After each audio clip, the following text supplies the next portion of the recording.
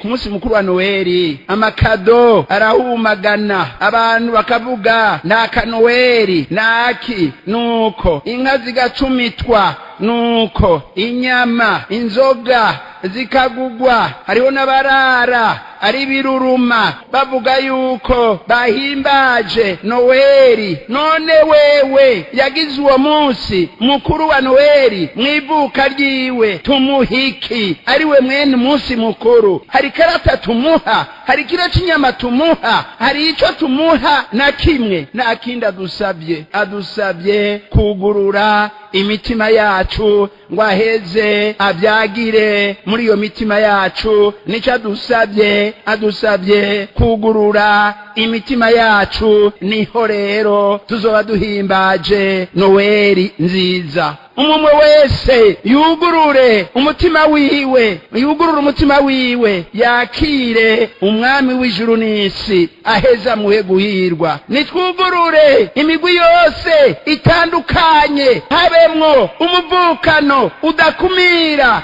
habemwo urukundo rudakumira. Ugurura ikidede cacu twizemwo uwo muvukano, ugurura igiporona, ugurura ikinemesde, nuko ugurura igisenere kibemwo umuvukano, kibemwo urukundo, kibemwo kuronderanira ineza n'abandi ntiriwe ndavuga.